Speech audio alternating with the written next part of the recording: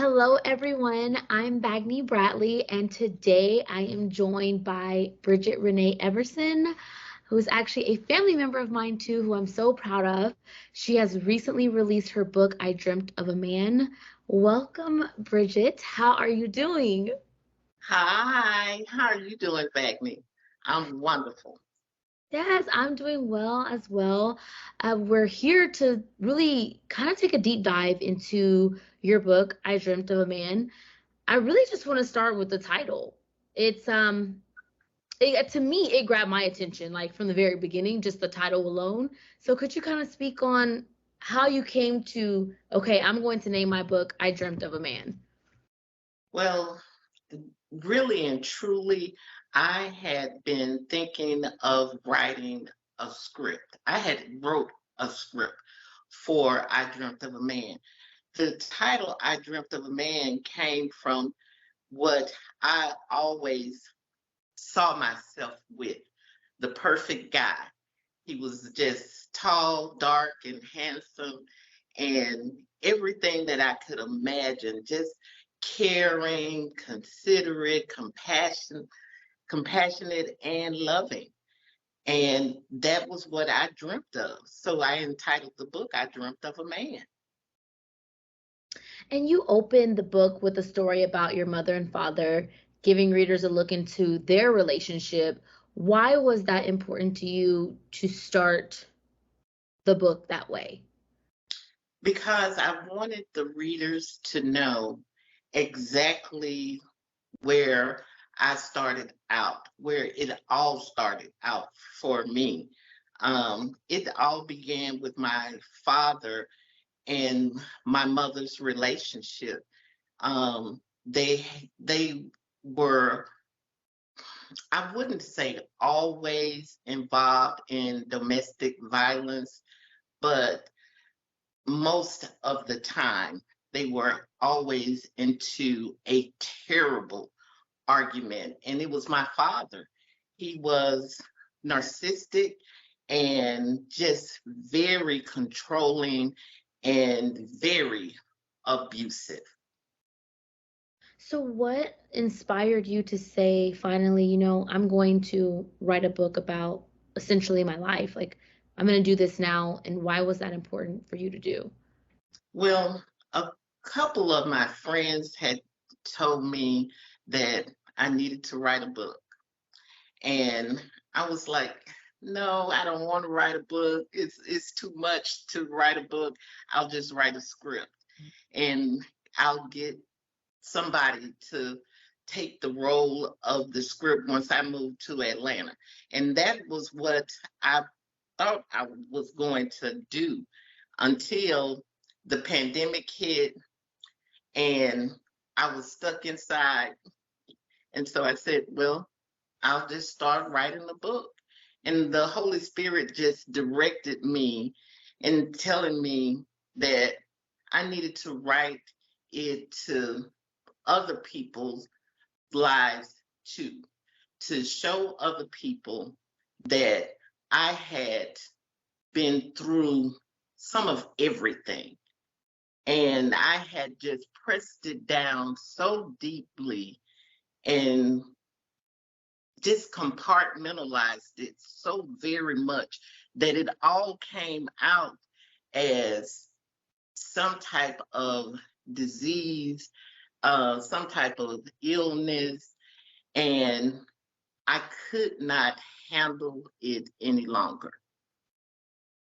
Witnessing abuse, when you were looking at your parents, how do you think that affected you early on in your, like, from your teenage years and on into your early adulthood? How do you think that really shaped who you were in the beginning to see that, because that seems traumatic? Oh, it was traumatic for me. Uh, it made me want to go out and find some man to be the perfect husband, um, the perfect man, the man that could be in control. You see, for us, me being older and stuck in a time where people just did not talk about these things. They went through them all the time, but they never opened up to share anything. It made me want to just have the perfect life and keep everything that had happened to me in the past. I just began to let people know some of these things when I started writing the book. And it was it was traumatic for me. Just it made me realize that I wasn't the only one that was hurting. Lots of people are hurting, and lots of older people, older women, and younger women, they needed to hear this and hear it in a way that it was presented. In chapter 4, Love's a Fool's Game. That's the chapter name, right? Yes, Yeah. I wanted to talk about that specific chapter, chapter 4. You mentioned that your father told you you are unattractive and no one wants to see you on television, and that is why you didn't pursue journalism. Is that correct? yes. Why did you feel it was important to share that in the book? Because I'm sure there are women all over the world who have been told all sorts of similar things that they couldn't or shouldn't do something because of the way they look or because of their background or whatever. I feel like that was super powerful for you to share that specifically. Could you speak more on that?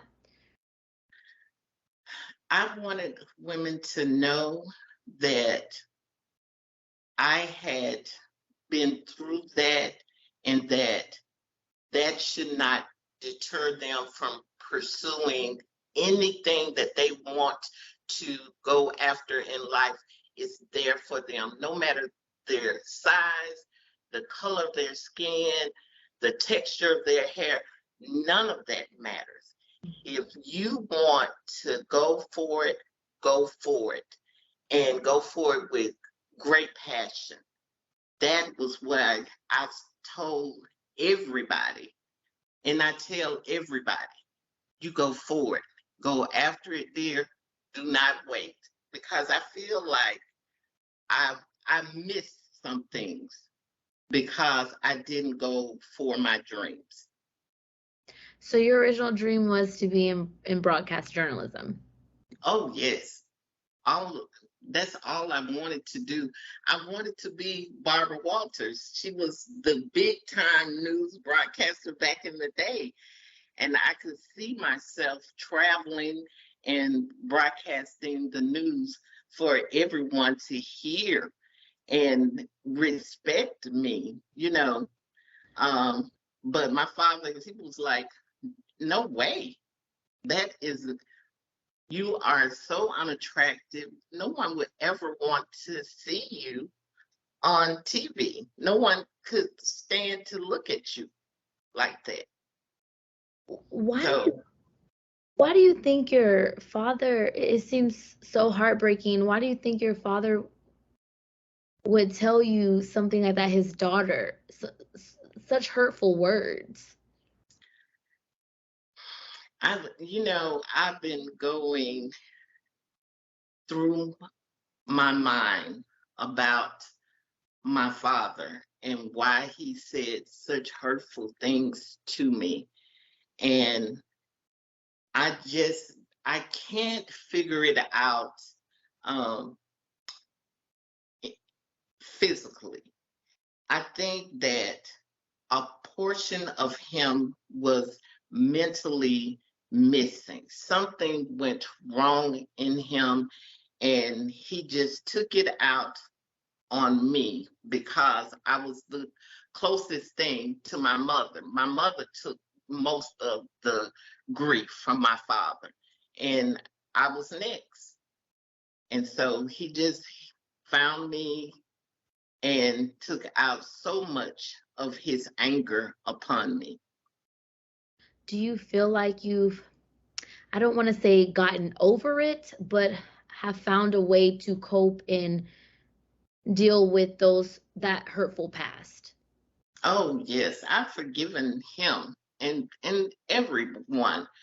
I know that it is all a part of the process. You have to go through some things in life, and they build you up and they make you grow up to be a better person, to be a better mother, a better friend, a better sister. Um, it was just life. And that is why I was telling some people in the commercial that I did for the book. I did that one on Facebook, and I was telling them that, you need to be your best. And by you forgiving people for the things that they have done to you, that helps to make you even better. Every time you have to forgive people for the things that they have done to you, because if you don't, you're going to stand still and you're not going to move, because that is not God's will for our lives. He wants us to forgive, love, and move forward in everything. And that is what I believe. In chapter 6, you talk about the devil hiding out in plain sight. Um, can you tell me more about that relationship that you talk about specifically in chapter 6, Floridian craze? Oh my. um, it was when I first was married. And I mean, he seemed like he was going to be the perfect guy. You know, he was a gentleman when he was in front of my parents, my family, and when he got me home, it was absolutely crazy. I mean, he beat me so badly and choked me so bad that he almost killed me. And the only reason that he stopped was because he felt the warm tears coming from my eyes upon his hands. And it was just as though Satan just standing there applauding him, telling him to go on, kill her. That's what I really want you to do, you know. And throughout the book, I mentioned Satan standing there or in the car with me in places like that. That is what I imagined happened, you know, because I went through so many different things in my life. And I believe that Satan was there the whole time. And he really wanted these men to kill me. When going through such terrible abuse, how did you continue to go on? Like, how did you keep going and getting up every day? And how did you continue on? It's all because of God. It's just simply God and my belief. I believe that God could get me through anything, and He has. He has taken me through illnesses, through hurt, through just men just walking completely over me. And if he can do that for me, I'm no one. He definitely can do that for women all over the world. In chapter 7, What the Enemy Meant for Evil, God Meant It for Good, you speak about being raped. And I personally felt like that was really powerful for you to share. And I know that there are people around the world, women specifically, who keep that like inside if they've experienced something like that and being taken advantage of in any capacity. Because most of the time it seems like women are, it was like they'll say it was my fault or somehow put the blame on them a little bit somehow. Or just too embarrassed to share when that could sharing that could help other women or other people who have similar experiences. Could you speak on why you felt it was necessary to include that? Because to me that was very vulnerable of you, but also open up the door for other people who maybe have had similar experiences to want to open up as well. Yes, it was because of what I had seen other women go through and be afraid to speak up because I was afraid to say anything. And now that I was writing the book, I said, it's time. It's time to tell everybody what has happened to me and for them to seek help. If they need help, they need to get it now. There is nothing like having some man to just totally disrespect your body and you can't say anything. Now that day is over. If someone disrespects your body, you should absolutely tell someone what happened to you and have that person arrested.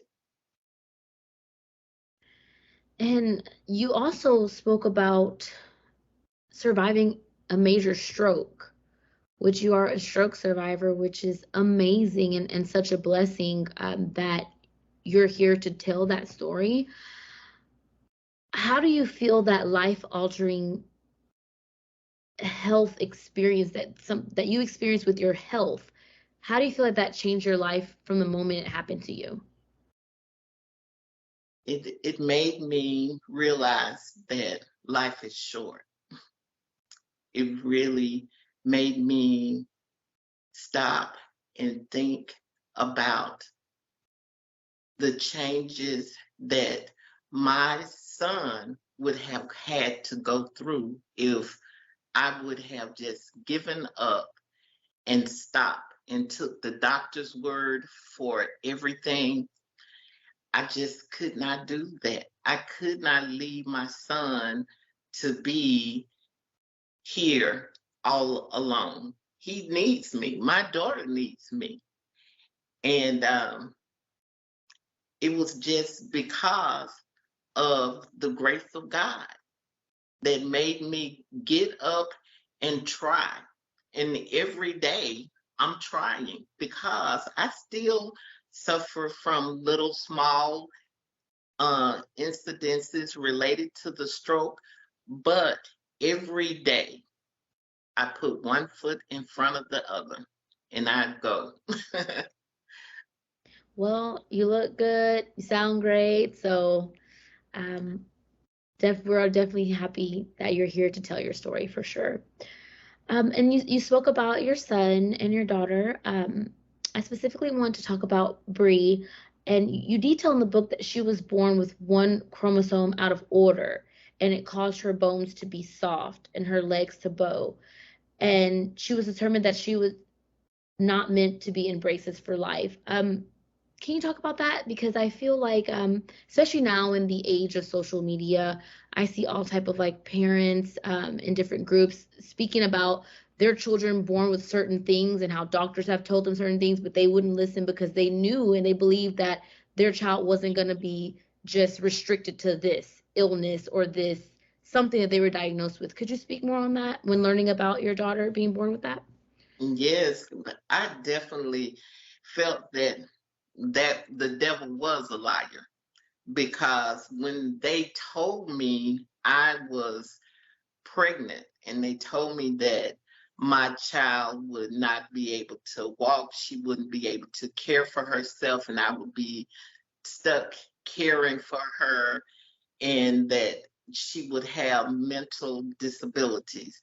I told the doctor right then and there that the devil is a liar. My daughter, she was born and just born beautiful. And even with me helping her, she just took off and helped herself and ran out of those braces right away. That was not an option. And so when we moved to Atlanta, the doctor there, he helped her. He did surgery on her legs, and my baby's been running ever since, doing everything. That is wonderful, wonderful to hear. And I hope that gives other parents inspiration as well. And speaking of your children, your son Justin and your daughter Bree, how do they make you stronger and inspire you every day? I was just talking to Justin before we started the interview, and he told me, I said, I'm doing an interview with Vagney. He said, oh, that's so cool. But they inspire me. When nobody else can make me smile, they can make me smile. They talk with such maturity, and they have just turned my life completely around, because even when I made mistakes, my children were right there to help me through it. They didn't let me lie down. They didn't let me give up. They kept pushing. And every time they pushed, I responded. And I'm just so happy to have both of them in my life. I don't know where I would be if I didn't have them. Amazing. I wanted to kind of get back to speaking about your past relationships, specifically with your last marriage that you detailed in the book, and how it ended pretty much in a very heartbreaking way. Can you shed some light on like how you felt like you knew someone, but then they turned out to be like the total opposite? Oh, it was like I had met the perfect guy. He was so wonderful to me. When I went to Africa and I actually saw him, I was like, oh my God, he is such a beautiful person inside and outside. And once he came here, it completely changed. It was like night and day. He was just an awful person, just turned out to be an awful person that I could not even imagine loving. And he did some terrible things to me. Um, he actually raped me, um, because we had been into an argument, and he just got so angry, so violent, and he just insisted upon being intimate with me. And I was saying no, no, no. and he just totally disregarded it. So For women who have similar stories or experiences, what would you say to them when they feel like they want to be with someone, but they know deep down inside, okay, I'm seeing too many red flags, and at this point, the relationship has to end, but they don't know how to end it or they don't know how to break away from it? Do you have any advice?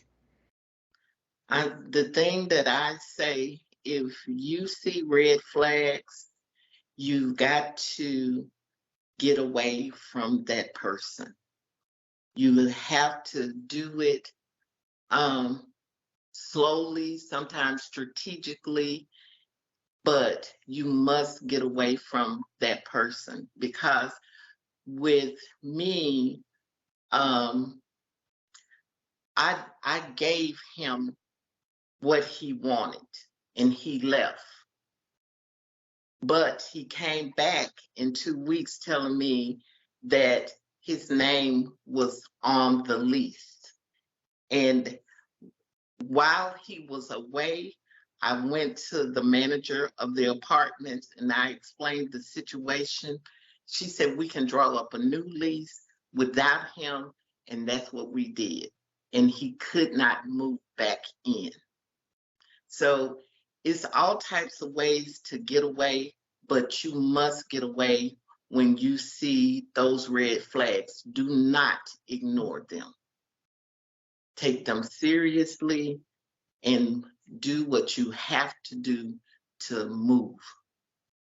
Now that you're away from and done with that relationship and you've had time to heal, do you feel like you have properly healed from that experience? I think that I am working on it more each day. Um, and I think that I would be able to say that I'm healed from it, but every day there is something new that may pop up about him or something in mind. But everything that pops in your mind, it is not supposed to be there. So you just have to call the devil out and send him on his way and let him go and be done with it. That's the only way that you can totally be clear and free of any type of bad relationship that you've been in.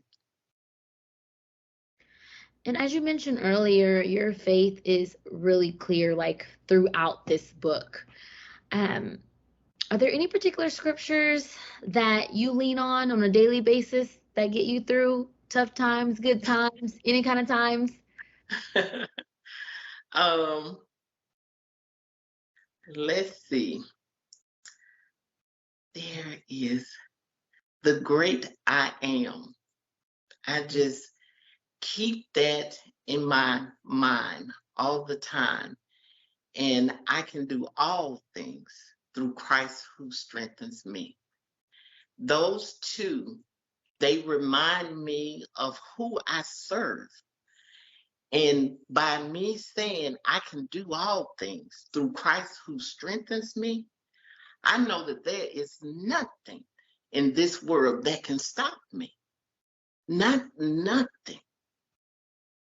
And that's where I feel that everybody should be, knowing who they serve, the great I am, and knowing that they can do all things through Christ who strengthens them.